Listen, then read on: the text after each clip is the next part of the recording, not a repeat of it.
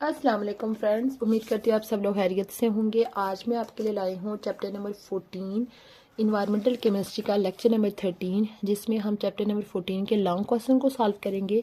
पहला long question है define environmental chemistry, give its effect on social life. Environmental chemistry को define करना है, सोशल लाइफ पे उसका क्या इफेक्ट है। What do you understand by environmental pollution. ये जब हमने ये चैप्टर स्टार्ट किया था कि उसके शुरू में इन्वायरमेंटल केमिस्ट्री की प्रॉपर जो है वो डेफिनेशन मेंशन है, आप यहाँ से देख सकते हैं। ये इसकी डेफिनेशन है पेज नंबर 117 पे। और उसका सोशल लाइफ पे क्या इफेक्ट है, यानी कि आप जिस इन्वायरमेंट के अंदर कोई भी रह रहा है उसके इर्द गिर्द जो लिविंग थिंग्स भी होंगी, नॉन लिविंग थिंग्स भी होंगी, सारी चीज़ें एक दूसरे के ऊपर डिपेंड कर रही होती हैं। आप इनमें से कोई सी चीज़ें कोई एक एग्जाम्पल के थ्रू आप लिख सकते हैं कि किस तरह से दो लिविंग थिंग्स एक दूसरे पर डिपेंड कर रही हैं, किस तरह से living things non living things के ऊपर डिपेंड कर रही हैं। इस तरह की आप कोई भी एग्जाम्पल बना के लिख सकते हैं कि इन्वायरमेंट जो है वो सोशल लाइफ को इस तरह से जो है वो इफेक्ट कर रहा है। उसके बाद इन्वायरमेंटल पॉल्यूशन क्या है, ये भी हमने इधर ही इसकी डेफिनेशन देखी थी। पॉल्यूशन के अंदर ये डेफिनेशन है पेज 116 के ऊपर। उसके बाद क्वेश्चन नंबर 2 है name layer of atmosphere. Atmosphere की लेयर्स के बारे में बताएं, उनकी हाइट कितनी होगी, टेम्परेचर कितने होगी और कौन सी गैसेस प्रेजेंट है ट्रोपोस्फेयर और स्ट्रेटोस्फेयर के अंदर। ये एटमॉस्फेयर का पूरा टॉपिक है। इसमें layers of atmosphere page number 118 पे पूरी डिटेल में लिखा हुआ है। कौन सी किसकी कितनी जो है वो रेंज, टेम्परेचर की रेंज क्या है, हाइट कितनी है, कौन सी गैसेस हैं, सारी जो है वो डिटेल यहाँ पे मेंशन है। उसके बाद नेक्स्ट क्वेश्चन है explain atmospheric pollution. Atmospheric pollution क्या है, which gases are responsible for air pollution in the troposphere region. Atmospheric pollution यानी कि ये जो एयर पॉल्यूटेंट हैं ये एटमॉस्फेरिक पॉल्यूशन है, जिसमें यहाँ पे दो लेयर्स के बारे में मेंशन है, स्ट्रेटोस्फेरिक रीजन और ट्रोपोस्फेरिक रीजन। इसको जो है वो पॉल्यूशन इनके अंदर होती है।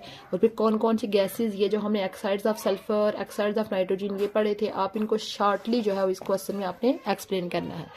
उसके बाद क्वेश्चन नंबर 4 है give the major source of air pollutant. Air pollutant के major sources, how the oxides. पहले तो हमने एयर पॉल्यूटेंट के बारे में जनरल लिखना है और उनकी फिर मेजर सोर्सेज यानी इसमें हमने ये मेंशन नहीं है कि मतलब कौन से किसके हैं, ऑक्साइड का नाइट्रोजन के हैं, कार्बन के हैं, नाइट्रोजन सल्फर के हैं, बल्कि उन्होंने जनरल पूछा हुआ है एयर पॉल्यूटेंट के सोर्सेज। तो इसमें हमने कौन से सोर्सेज लिखने हैं, ये सोर्सेज लिखने हैं। और उसके साथ साथ उन्होंने पूछा हुआ है oxides of sulphur cause air pollution, यानी कि सल्फर के ऑक्साइड कैसे एयर पॉल्यूशन काज कर रहे हैं, ये आपने सल्फर वाले टॉपिक से देख लेना है। और फिर ऑक्साइड्स ऑफ सल्फर के हार्मफुल इफेक्ट्स, ये भी पूरा अलग टॉपिक है, इसके हार्मफुल इफेक्ट ये आपने लिखने हैं।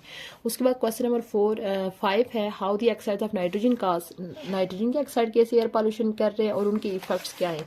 ये भी जो नाइट्रोजन के इफेक्ट्स हैं, हार्मफुल इफेक्ट्स, आपने यहाँ से इसका आंसर लिख लेना है। उसके बाद नेक्स्ट है question number 6 give major source of carbon monoxide. Carbon monoxide के मेजर सोर्सेज और उसका कार्बन मोनोऑक्साइड का ह्यूमन हेल्थ के ऊपर क्या असर होता है। ये कार्बन मोनोऑक्साइड के उन्होंने क्या पूछा हुआ सोर्सेज, पेज नंबर 124 पे ये देखें उसके सोर्सेज मेंशन है। उसके बाद उसका क्या इफेक्ट है ये मेंशन है, harmful effect of carbon monoxide. उसके बाद what are the major source of carbon dioxide. Carbon dioxide के क्या सोर्सेज हैं और मेंशन दी प्रोसेस, यानी वो प्रोसेस जो जिनके अंदर कार्बन डाइऑक्साइड यूज होती है और कार्बन डाइऑक्साइड का एटमॉस्फेयर के ऊपर एडवर्स इफेक्ट। ये भी जो पूरा टॉपिक है कार्बन डाइऑक्साइड का, इसके अंदर ये सारे चीजें क्लियर हो जाती हैं। उसके बाद क्वेश्चन नंबर 8 है ग्रीन हाउस इफेक्ट क्या है और उसके क्या असरात हैं। ये ग्रीन हाउस इफेक्ट के बारे में जनरल लिखा हुआ है और फिर उसके क्या है इफेक्ट्स। उसके बाद नेक्स्ट क्वेश्चन है how oxides of nitrogen and sulphur responsible for acid rain. ये डिटेल में एसिड रेन के अंदर मेंशन है कि कैसे जो है वो सल्फर के ऑक्साइड और नाइट्रोजन के ऑक्साइड जो है वो सल्फ्यूरिक एसिड और डिफरेंट तरह के एसिड क्रिएट करते हैं और वो फिर आगे बारिश के पानी में मिलकर एसिड रेन का बायस बनते हैं। ये आपने लिखना है what are the harmful effect of acid rain. Next page पे 130 पेज पे इसके हार्मफुल इफेक्ट लिखे हुए।